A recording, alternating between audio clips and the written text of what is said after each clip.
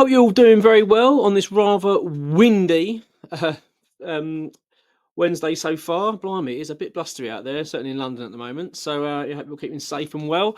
Um, Before getting to the video, I just want to say if you're new to the channel, do subscribe. It takes 2 seconds to do so. We really appreciate it. A lot of people that watch this, well, it's about a third, are regular viewers but aren't subscribers. So if you can just check that out, subscribe, really appreciate it. Also hit that like button.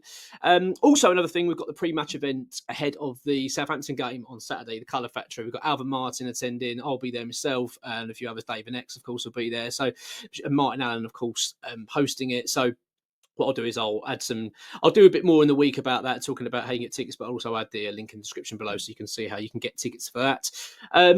Yes, looking forward to that one. I'm also really looking forward to the game on Saturday. I know it's been a bit of a crappy season, but it's one of them games I just feel like this would be a good opportunity for West Ham just to get a good free, much needed 3 points on the board. Going to talk about Graham Potter and the situation with him. He's just recently put out a message to West Ham fans. I want to talk about that a little bit in another video.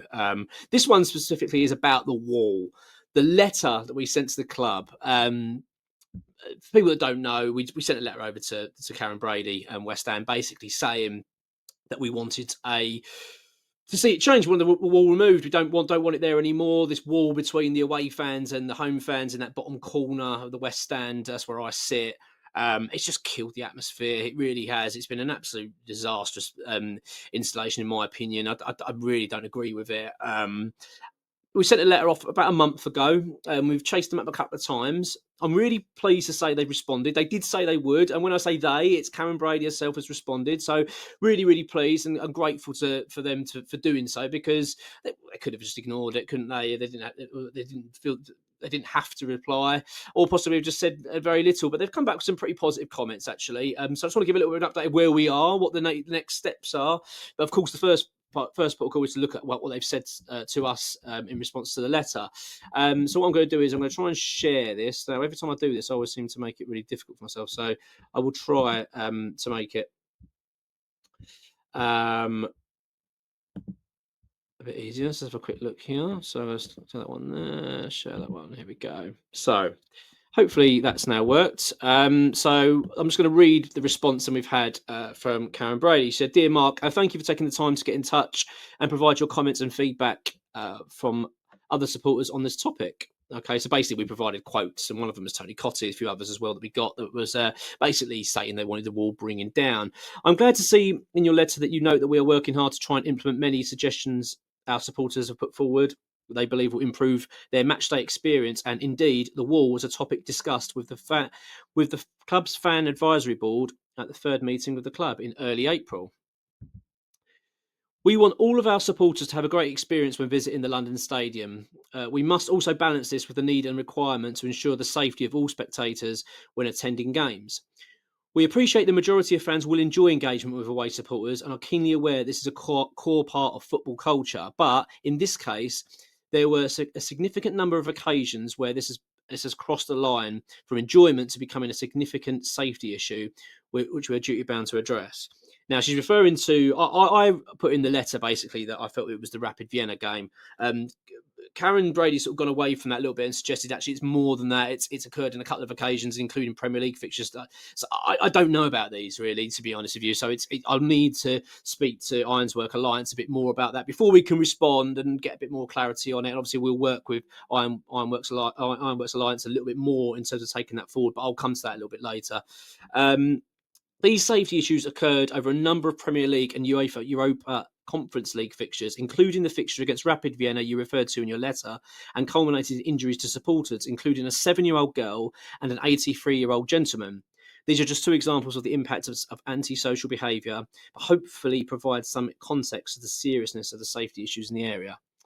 Now, as I say, it's very difficult, isn't it, to comment on that, because it's the first time I've been told of this. So, okay, fine. If that is the case, I'm not suggesting it's a lie. But as I say, when I said in the letter to Karen Brady, it was a case of it being that I've never really experienced it. Aside from that Rapid Vienna game, I hadn't really experienced it before and seen people getting hit by missiles and things. So it's something that I feel like just needs a little bit further talking about, rather than it being like, yeah, that happens quite a lot. Because I do feel that we're getting, again, punished as West Ham fans for something that I'm not quite sure is down to us.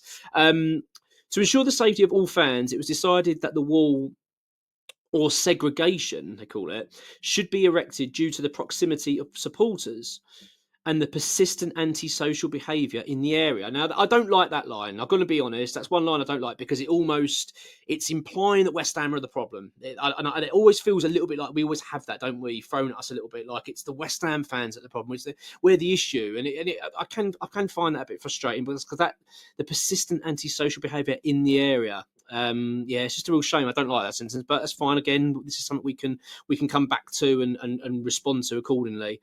The decision was made on the advice of the London Stadium and our dedicated football officer, a serving Metropolitan Police officer. This wasn't a decision that was taken lightly, and we will continue to review the need for the wall to be in place, including raising feedback at the next safety advisory group meeting to see if the wall can be amended, made perspex, or improved in some way. We will keep the fan advisory board representative informed of any progress. We are delighted to be working with Ironworks Alliance, a group of dedicated West Ham fans working together to create a louder, more vibrant matchday atmosphere, and we are in regular dialogue with them alongside our fan advisory board, which is our primary mechanism for fan consultation and engagement. We would urge you to contact them or our supporter services team moving forward if you have any further questions. So that's what we will do. I've already spoken to Ironworks Alliance, and we're going to have a phone call tomorrow and discuss things a little bit more detail. And as I say, because I do want to respond to this letter, I don't want to just go, oh, brilliant, thank you. I really want to keep that momentum going, you know. I feel like, okay, well, it's a start. In closing, we'd like to thank you for your continued support. Okay, I look forward to welcoming you at London Stadium next home game. Yours sincerely, Karen Brady. So look, I'm pleased that she's come back to us. I think that's a positive. I think that's something that we can take as a big positive, actually, because there's that engagement there, isn't there? There's a bit of dialogue here now between ourselves and the club. Of course, Ironworks Alliance are going to be critical to this. So first item of response in my terms of what in terms of actions is going to be speaking to them. Speak to Ironworks Alliance, find out what we're going to do, find out a bit of the plan going forward. I feel like there is a clear door being opened there to look, we're open to suggestions here. I don't think the wall's going to come down in its entirety in terms of it just goes and nothing else is going to happen. There's going to have to be a form of compromise. My feeling in terms of that would be possibly a net would probably be better than a perspex screen. Personally, I think I prefer the net because I just feel like it won't make much It will do what they want to do. It will deter sort of missile throwing, which is what they're trying to implement. But also, I feel like it would kind of the atmosphere would remain. It would go back to being how it was before. So that's kind of where I'm leaning towards. So that's what I'm going to suggest. But I'll see what Ironworks Alliance suggest, and then we can maybe talk about having. Well, we'll certainly respond to the letter, but we will also maybe push to say, look, can we attend a couple of meetings here just we really want to get the momentum going, because I want this dealt with over the summer. I appreciate it's not going to be dealt with before the end of the season. We've only got a handful of home games left, haven't we? So yeah, that's where we are. So as I said, I wanted to keep you in the loop of where we are and making sure that we've got this momentum and dialogue going with the club. I'm very, very pleased that they've come back to us. It was always a case that they may not have been, and then it would have had to have been another letter raised and see where we were going to go with it. But the fact they come back straight away, in a sense, but within the month, which I think is good. And as I said, I've opened that door to saying, well, look, we're open to ideas and suggestion in terms of how we can improve things. As I say, my belief is that the wall won't come away entirely. I feel like we have to come to some sort of compromise there. But I want the structure as it exists to come down, and then if we have to do something else to deter or to tick some boxes that they need ticking in terms of for the council, whatever it is that's pushed this forward. Obviously, it's the DFO they're talking about, the safety officer. Then maybe we have to do that. So that's where we are.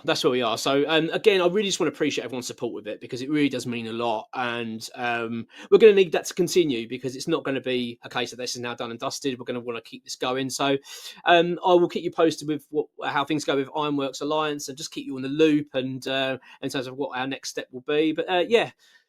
So first and foremost, it's the first step. It's been relatively positive, and as I say, I'll keep you posted with how things go. Come on, you once.